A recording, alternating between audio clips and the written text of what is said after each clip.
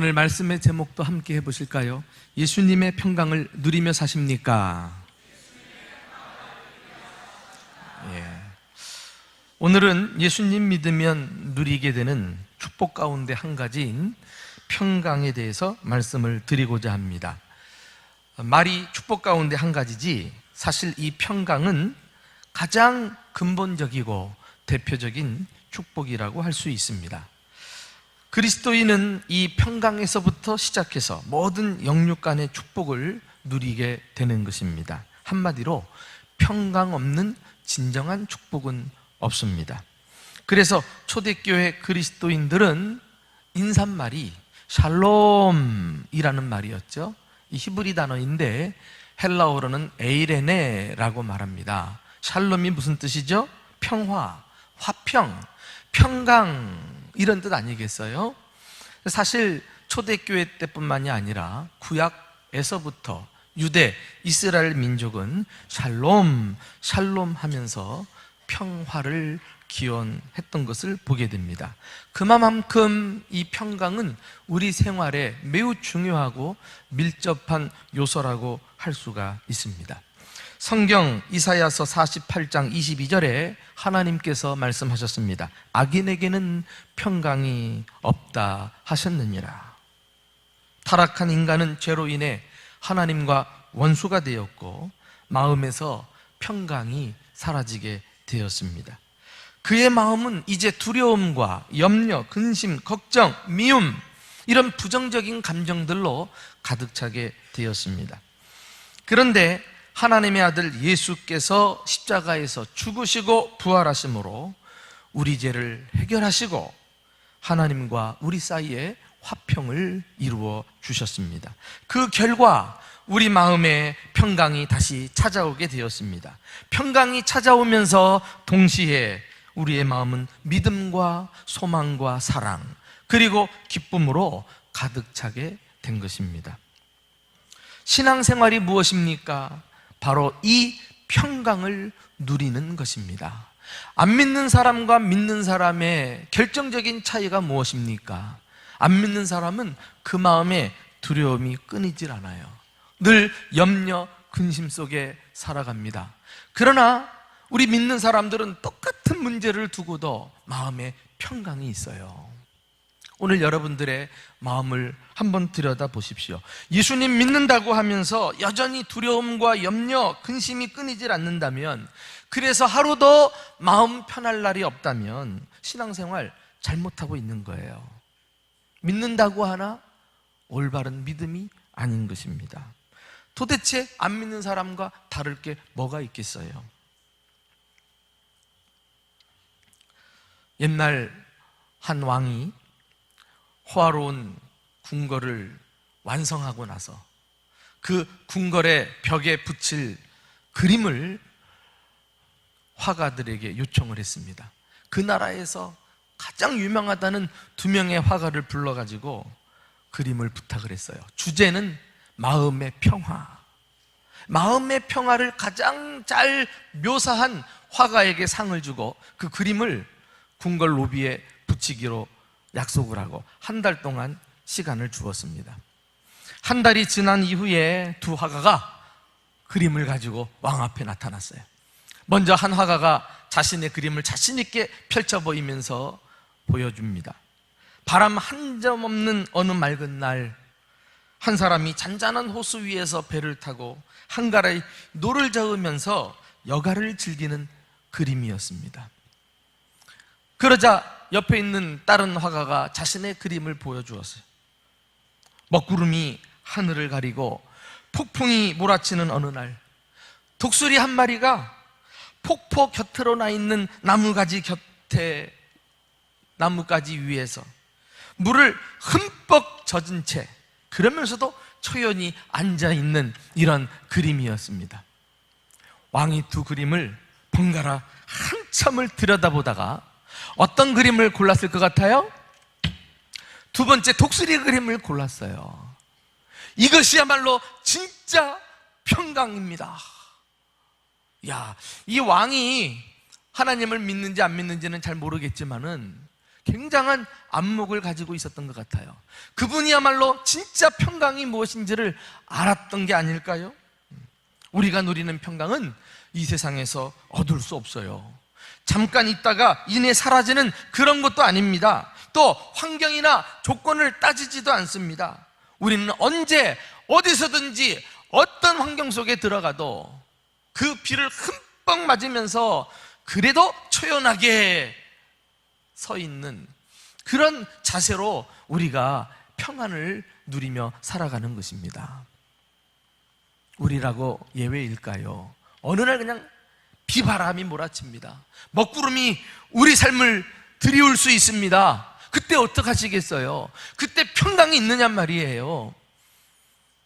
그럼에도 불구하고 초연하게 마음의 평안과 기쁨을 누리고 있다면 그게 진짜 그리스도인입니다. 그러므로 우리는 이런 평강을 누리기 위해서 오늘 성경이 교훈하는 평강의 교훈들을 바로 알 필요가 있지요. 첫째로 하나님 자신이 평강이시다 하는 사실을 못을 받고 시작해야 할 것 같습니다. 우리가 믿는 하나님은 평강의 하나님이십니다. 우리가 누리는 평강의 출처는 다름 아닌 하나님으로부터 오는 것입니다. 성부, 성자, 성령, 삼위일체 하나님은 언제나 평화롭게 존재하십니다. 그래서 하나님께는 다툼이나 분쟁이 없습니다. 오직 사랑과 화평이 있을 뿐입니다. 성경은 성부 하나님의 이름을 평강이라고 소개하고 있다는 사실을 아십니까? 우리 한번 로마서 15장 33절을 함께 읽어보실까요? 자, 시작. 평강의 하나님께서 너희 모든 사람과 함께 계실지어다. 아멘. 평강의 하나님께서.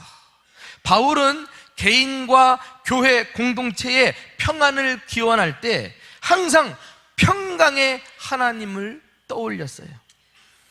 그분이 우리와 함께 계실 때 진정한 평안을 누릴 수 있기 때문입니다. 이렇게 평강은 하나님에게 있어서 대단히 중요한 특징이자 대표적인 성품이에요. 구약 성경에서도 하나님의 이름이 평강으로 기록되어 있는데 가장 먼저 언급되어 있는 본문을 아십니까? 사사기서 6장 24절에 가서 보시면 여호와 샬롬이라는 단어가 처음 등장해요. 언제 때 이야기죠? 사사 기드온이 제단을 쌓고 그 제단의 이름을 붙일 때 여호와 샬롬이라고 했습니다. 당시 미디안 족속이 이스라엘을 쳐들어왔어요. 백성들이 무서워 떱니다. 지도자 기드온도 예외가 아니죠. 두려움에 벌벌 떨고 있을 때 하나님께서 찾아오셔서 기드온에게 약속하셨어요. 너는 안심하라, 두려워하지 말라, 결코 죽지 아니하리라. 너는 안심하라. 다른 성경 번역을 보니까 너에게 평강이 있을지어다, 이렇게 기록되어 있어요. 이 말씀을 듣고는 기드온을 힘을 냅니다. 그리고 그것을 기념하기 위해서 제단을 쌓고 그곳의 이름을 여호와 샬롬이라고 붙인 것이에요. 무슨 뜻입니까? 하나님의 평강, 또 하나님은 평강이시다, 이런 뜻 아니겠어요? 이것이 주님을 믿는 모든 사람들의 예외 없는 신앙 고백이고, 우리도 그 하나님의 평강을 붙들고 신앙생활을 하고 있다는 사실을 잊어서는 안 될 것입니다. 심지어 우리 구주 예수님도 그 이름이 평강이란 사실을 아십니까? 예수님이 이 땅에 탄생하시기 전 약 700년 전에, 그러니까 지금으로부터는 2700년이 되죠. 당시 이사야 선지자가 오실 메시아에 대해서 예언을 합니다. 자, 그 본문의 말씀을 우리가 직접 확인해 보실까요? 이사야서 9장 6절 말씀, 시작. 이는 한 아기가 우리에게 낳고 한 아들을 우리에게 주신 바 되었는데 그의 어깨에는 정사를 메었고 그의 이름은 기묘자라, 모사라, 전능하신 하나님이라, 영존하시는 아버지라, 평강의 왕이라 할 것임이라. 그래요. 구약에서부터 예언된 메시아의 이름, 이 땅에 오실 인류의 구세주 예수 그리스도의 이름, 그분은 다름 아닌 평화의 왕, 평강의 왕이라는 것입니다. 여기 왕이라고 하는 것은 나라의 주권을 잘 드러내고 있지 않아요? 다시 말해 예수님이 이 땅에 오시는 이유는 괜히 오시는 게 아니에요. 물론 우리를 구원하시고자 하시지만은 중요한 것은 죄로 인해 사탄 마귀에게 빼앗긴 평화를 다시 되찾기 위해서 예수님이 오시겠다는 것입니다. 그는 평강의 왕이라 하리라. 평화로운 상태는 하나님의 뜻이 실현된 상태이죠. 그곳에 하나님이 계십니다. 인류가 타락하기 전 하나님이 만드신 우주 만물은 말 그대로 평화의 나라였어요. 그러나 죄는 여지없이 하나님의 평화를 깨트리고 이 세상에 전쟁과 다툼을 가져다 주었습니다. 인간은 죄로 인해서 하나님과 원수가 되었고 사람들과 서로 관계는 깨어지고 말았던 것입니다. 이렇게 평화가 사라진 이 땅에 평강의 왕 예수 그리스도께서 다시 오셔가지고 마귀로부터 빼앗긴 평화를 다시 되찾아 하나님의 나라를 세우시겠다는 것입니다. 여러분, 이 사실을 보면 우리가 아마도 인류가 가장 많이 외치는 구호 중에 하나가 평화 아니겠어요? 그럼에도 불구하고 평화는 사람의 힘으로나 정치력으로나 어떤 무력으로나 노력에 의해서 절대 이루어질 수가 없는 것입니다. 왜? 평화는 하나님의 것이기 때문에. 그 하나님께서 이 땅에 평화를 실현시켜 주실 때만이 비로소 하나님의 나라, 평화의 나라가 이루어지는 것입니다. 그리고 때가 되매 평화의 왕이 오셔서 십자가의 죽으심과 부활의 능력으로 사탄 마귀의 머리를 짓밟으시고 그리고 그에게서 빼앗긴 평화를 되찾아 오심으로 주님이 다스리시고 주님을 믿는 곳마다 진정한 평화가 임하게 된 줄 믿으시기 바랍니다. 지금도 우리 사회 곳곳에 얼마나 분쟁과 불신과 다툼이 있습니까? 지금도 저 이슬람권은 계속 분쟁의 화약고가 아니겠어요? 이게 사람의 노력으로 평화가 가능하다고요? 그리고 남북한의 통일도 사람의 정치력으로 가능하다고요? 천만에. 우리는 평강의 왕이신 주님께서 저 북녘 땅에도 임하시고 그리하여 사람들의 마음을 다스리시고 죄를 없애실 뿐만 아니라 하나님께서 이 땅을 통치하실 때 비로소 진정한 평화가 깃들여진다는 사실을 믿고 주의 뜻이 하늘에서 이룬 것 같이 땅에서도 이루어지이다. 주님의 나라가 임하기를 기도하는 귀한 성도들이 될 수 있기를 주님의 이름으로 축원합니다. 두 번째, 우리가 받아야 될 교훈은 예수님은 당신의 평강을 우리에게 주신다는 거예요. 평강의 왕으로 오신 예수님은 우리를 평강하게 해주시는 분이십니다. 자, 이 말씀이 요한복음 14장 오늘 본문 27절에 있는데 다 같이 한 목소리로 읽어보실까요? 시작. 평안을 너희에게 끼치노니 곧 나의 평안을 너희에게 주노라. 내가 너희에게 주는 것은 세상이 주는 것 같지 아니하리라. 너희는 마음에 근심하지도 말고 두려워하지도 말라. 나의 평안을 너희에게 주노라. 주님이 주시는 평안은 세상의 평안을 안겨다 주는 게 아니에요.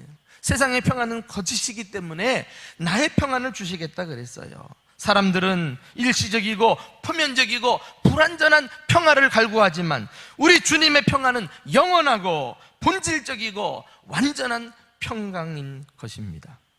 이 평강을 누리게 되면 어떤 결과가 나타나는가? 너희는 마음에 근심하지도 말고 두려워하지도 말라, 그리했어요.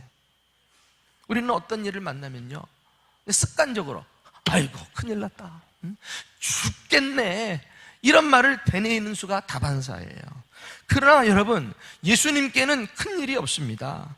우리에게 그것이 큰일일지 모르지만 예수님께는 아무것도 아닌 것입니다.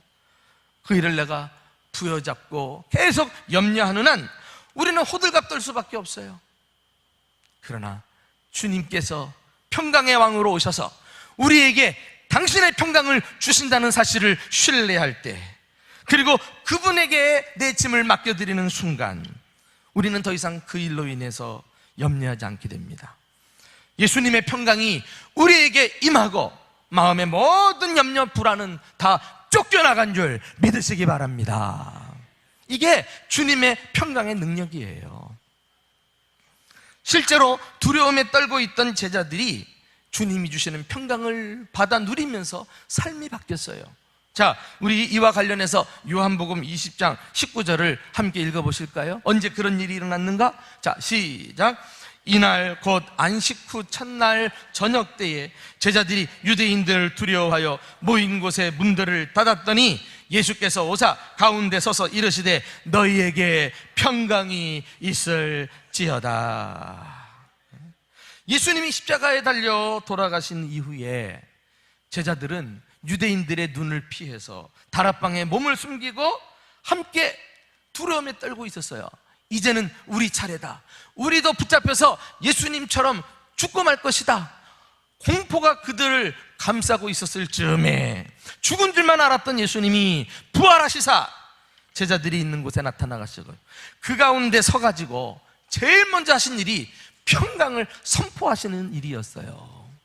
너희에게 평강이 있을지어다. 우리 다 같이 한번 해봅시다. 너희에게 평강이 있을지어다. 예, 이제 모든 두려움이 물러갔다는 거예요. 더 이상 너희는 염려, 걱정, 근심하지 않아도 된다는 것입니다. 실제로 예수 그리스도의 부활을 경험하고 그 평강을 소유한 제자들이 굳게 닫힌 다락방문을 걷어제끼고 말이죠, 대낮에도 부끄러운 줄도 모르고 무서운 줄도 모르고 뛰쳐나가서 부활하신 예수님을 증거하는 부활의 증인되지 않았어요? 이 놀라운 삶의 변화가 어디서부터 시작이 되었어요? 두려움이 사라지고 평강을 소유하기 시작했을 때, 평강의 왕이신 예수 그리스도를 제대로 만났을 때 그들은 새 삶을 사는 주인공이 될 수 있었던 것입니다. 너희에게 평강이 있을지어다. 부활하신 주님이 제자들에게 찾아오셔서 하신 약속은 오늘날도 우리에게 유효한 줄로 믿습니다.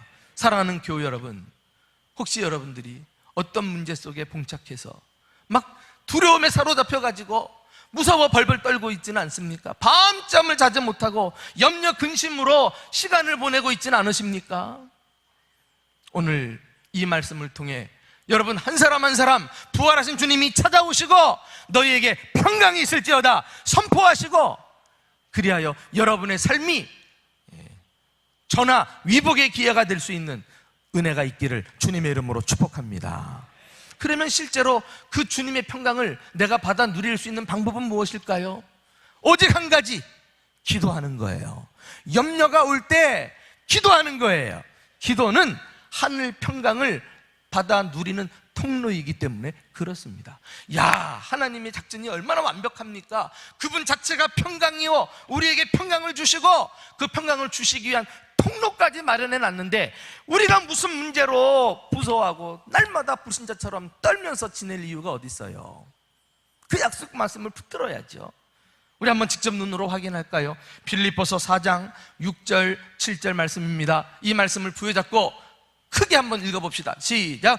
아무것도 염려하지 말고 오직 모든 일에 기도와 간구로 너희 구할 것을 감사함으로 하나님께 아뢰라. 그리하면 모든 지각에 뛰어난 하나님의 평강이 그리스도 예수 안에서 너희 마음과 생각을 지키시리라. 할렐루야.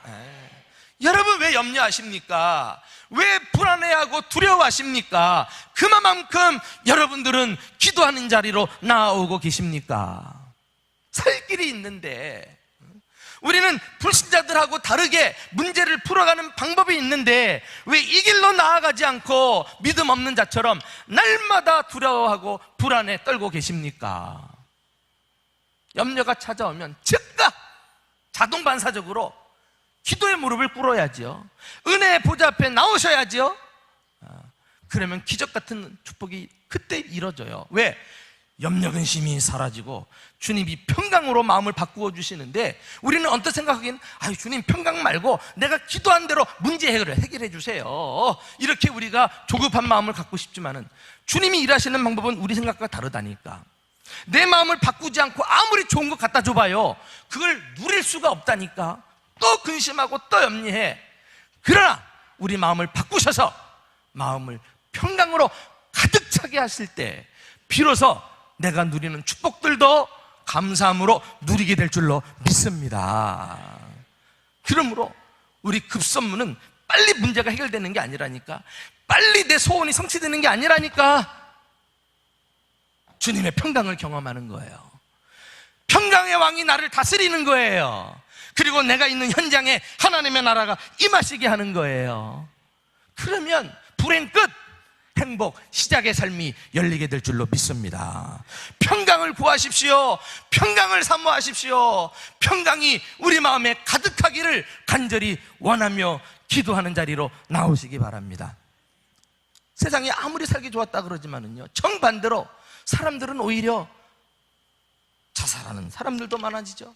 우울증 환자들도 많아지죠. 정신병자들도 늘어나지요.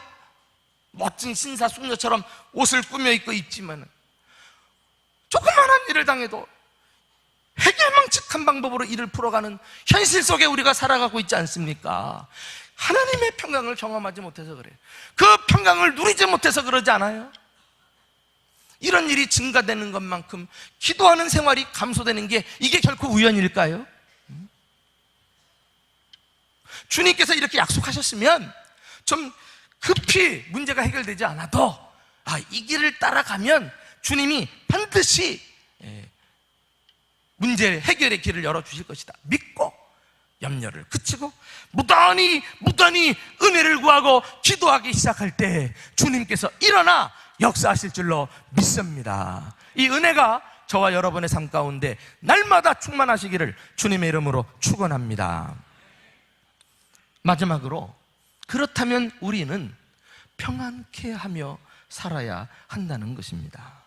하나님의 평강을 누리는 사람들은 또한 이 평강을 다른 사람들과 나누며 살아야 해요. 우리 예수님께서 제자들에게 전도의 사명을 맡기시고 동네에 보내실 때 하신 말씀이 오늘 본문에 있어요. 자, 마태복음 10장 11절 13절 다 같이 읽어보겠습니다. 시작. 어떤 성이나 마을에 들어가든지 그 중에 합당한 자를 찾아내어 너희가 떠나기까지 거기서 머물라. 또 그 집에 들어가면서 평안하기를 빌라. 그 집이 이에 합당하면 너희 빈 평안이 거기 임할 것이요, 만일 합당치 아니하면 그 평안이 너희에게로 돌아올 것이니라. 주님이 제자들에게 다른 건 요구하지 않았어요. 너희들 집집마다 다닐 때 집에 가면서 제일 먼저 할 일이 있다.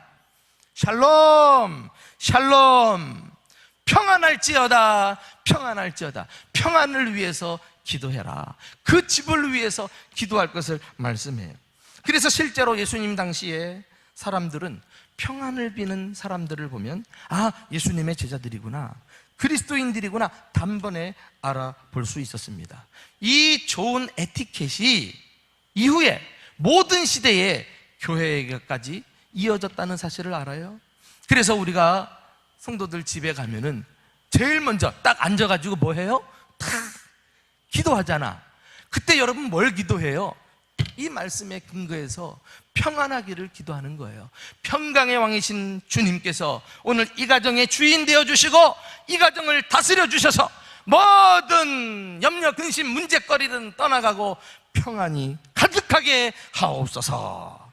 얼마나 멋진 기도입니까? 우리가 할 일은 주님 받으신 평안을 나누고 누리고 전하는 일이에요. 이 일을 위해서 우리가 구원받은 거 아니겠어요? 그런데 이 말씀이 얼마나 복됩니까? 이것은 손해보는 일이 없어요. 너희가 평안을 빌면 그 집이 합당하면 그대로 그 집에게 평안이 임하고, 합당치 않으면 너희가 빈 것이 너희에게로 오겠다. 어떤 집은 도무지 이 평강의 축복을 받아 누릴 자격이 없는 가정이 있어요. 주님은 아시잖아요. 그런데 어떤 가정은 정말 우리의 간절한 기도가 필요한 가정이 있어요. 하나님이 나를 보내셔서 기도하게 하실 때 단번에 그 가정의 문제를 해결해 주시고 평안을 깃들게 해 주신단 말이에요. 그렇지 않으면 내가 빈 평안이 나에게 돌아와서 오히려 내가 수지 맞는 기도가 평안을 구하는 기도예요. 여러분, 우리는 이렇게 평안을 구하는 기도뿐만 아니라 실제로 삶 가운데서 사람들과 사이에 평안을 이루기 위해 무던히 노력하고 힘써야 한다는 사실을 아십니까? 꼭 기도하는 것만이 의미하는 게 아니에요. 평안을 추구하는 삶을 살아야 해요.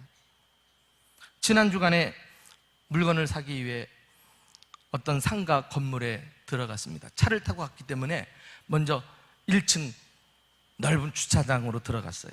그랬더니 입구에 주차 요원이 이렇게 안내를 하는데 그 입구 쪽에 빈 주차 공간이 여러 대가 있더라고요. 근데 물건 사갖고 나오면은 간단하게 끝날 것 같아가지고 저쪽으로 가야 되겠다고 싹 틀려고 하는데 딱 주차 요원하고 나랑 눈이 마주쳤는데 딱 내 차를 가르치면서 쫙 안으로 들어가라는 거예요. 안으로 들어가라는 거야. 딱 그 순간 내 갈등이 일어나는 거 있죠. 뭐야, 이렇게 쉬운 길을 놔두고 뭐하러 힘들게 안으로 들어가라 그래. 여기 있을까? 안으로 들어갈까? 한참 고민하다가 평안을 빌라. 그렇지, 그래도 저 주차요원이라고 자기 할 일 한다고 말이죠, 나에게 안으로 들어가라고 지시했는데 저 사람 체면도 세워줄 겸, 그리고 저 사람 마음을 좀 기쁘게 해줄 겸 내가 따라주면 안 되나? 이러니까 갈등이 싹 사라지는 거 있죠. 그리고는 기분 좋게 안까지 들어가서 차를 세운 거 아닙니까? 그리고 딱 나왔더니 저쪽에서 주차요원이 딱 나를 보더니 또 기분 좋다고 손을 들어주는, 이렇게 사는 게 행복한 세상이 아닐까요? 그냥 확인도 안 해보고 안으로 들어가라 그러면 뭐야, 날 무시하기야? 뭐야, 나를 이렇게 박대하기야? 나에게 이렇게 공격하는 거야? 뭐 이런 식으로 그냥 딱 단정을 해버려가지고 같이 죽기 살기로 싸우는 게 우리 사회 아닙니까? 그래서 우리 사회가요, 스트레스 지수가 얼마나 높은 사회인지 몰라요. 싸우지 않아도 될 일을, 갈등하지 않아도 될 일을 아예 그냥 만들어서 갈등해버리니까. 차를 타고 갈 때 누군가가 무슨 이유로 깜빡이하고 딱 내 앞차로 들어와요. 그러면 우리는 잘 가다가도 안으로 들어오려고 그러면 바짝 갖다 대가지고 못 들어오게 하잖아. 그 심보가 왜 그래? 깜빡이 켜고 들어오려고 그러면 그 사람을 좀 봐줘요. 그 사람 마음을 좀 행복하게 해주면 안 될까? 평안하게 해주면 안 될까? 내 브레이크 한번 싹 밟아주면 싹 들어와가지고 같이 가게 되는 거 아니야. 그런데 딱 단정을 해. 내 앞에 껴들어. 뭐 이런 거 싸우자는 식이야. 모든 일이 이렇게 풀어가니까 교회 생활도 가정 생활도 남을 인정하고 배려하고 남에게 평안을 기원해 줄 여유가 없이 다 자기 이익만 따지고 자기 편해야 되고 이렇게 살아가는 세상, 그런 세상에 어떻게 하나님의 나라가 이루어지겠어요?